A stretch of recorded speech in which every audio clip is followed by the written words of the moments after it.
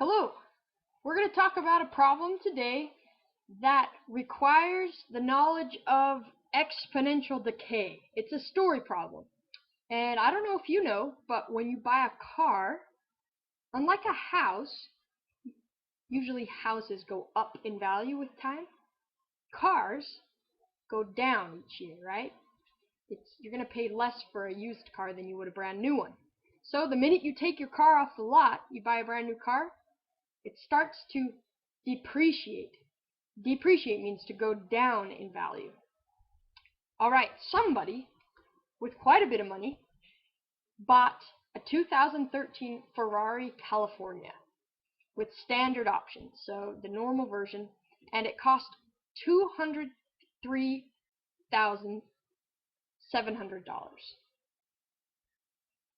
So the average depreciation rate for cars is about 15%, it tells us, and then it wants us to know in 10 years, so in 2023, what will the car be worth?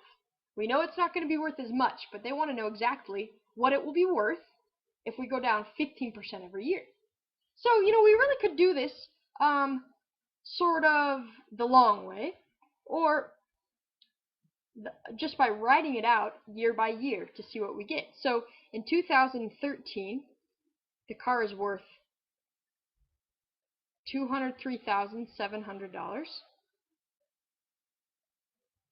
Okay, but it goes down 15%.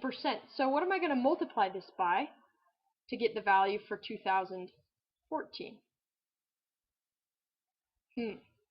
Well, you might be tempted to multiply by the 15%, or in parentheses I'll put next to this, we know as a decimal that's 0.15%. However, that would just tell us how much we lost, how much value we lost. We want to know how much it's worth. So if we're losing 15%, how much are we keeping? Well, we know it has to equal 100% altogether, which tells us that we're keeping 85% of the value. So to get from 2013 to 2014, we're just going to multiply by 0.85. When we do that, now I can't do this math in my head. I wrote down the answer. We get $173,145.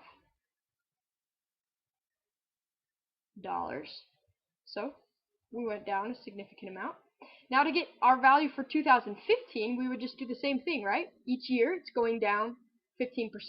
So now I would grab this value here and multiply it again by 0.85 because that's the value that we're keeping. And I would get the number $147,173.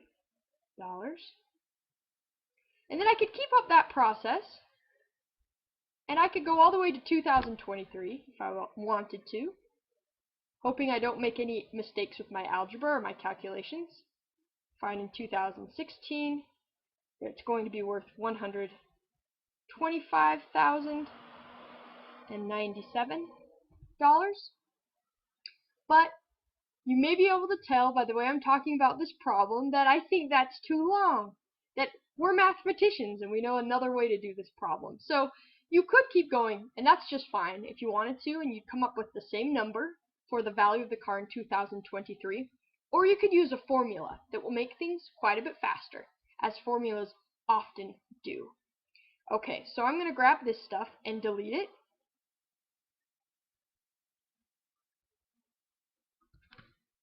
So that we can have a fresh slate. And I'm going to write our exponential decay formula. Okay, now the way this formula works is like this. We say y is equal to, now y is going to be the value of the car, will be equal to the original amount times 1 minus r, where r is the rate or the percentage, and that would just be to the t power, where t is time in years in this case. Okay, so let's go ahead and take a look and fill in for some of these variables.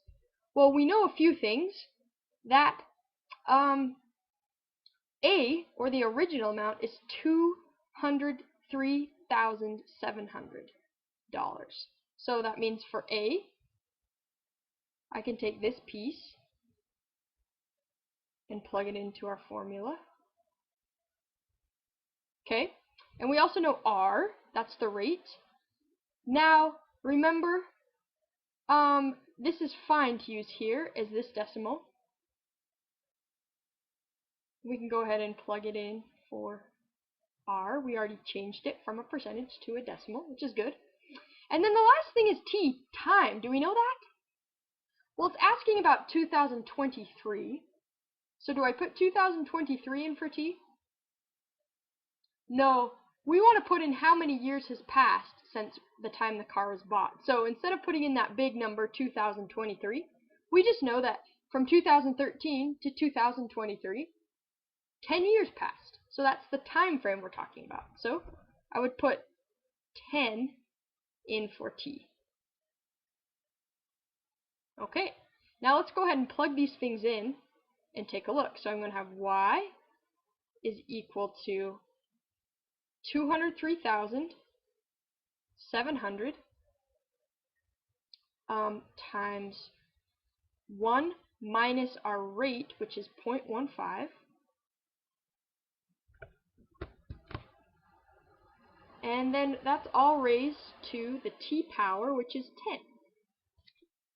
Now if we put these numbers in a calculator, we should get the right answer.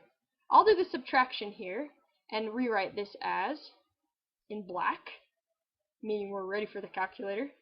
This number is just going to stay the same. 1 minus 0.15 is just going to give us 0.85 to the 10th power. Now let's grab a calculator and put that in there.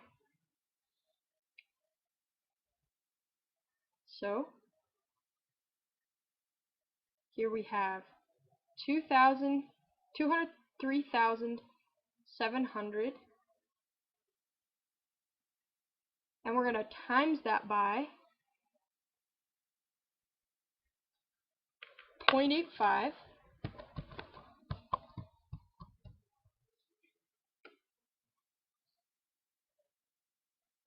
to the 10th power. Well, I'm going to have to actually use a better calculator than this, so I'm going to pause this recording and grab that for you once. Okay, after grabbing a scientific calculator that would let me do exponents, I found that the answer to our question is $40,103. So we went way down in value, or that Ferrari did, didn't it? It's only about a fifth of the value that it was to begin with, just 10 years later. So hopefully you had a lot of fun driving the Ferrari, because it's not the best investment. But if you have any questions, leave them in the comments. Thanks for watching. Appreciate it.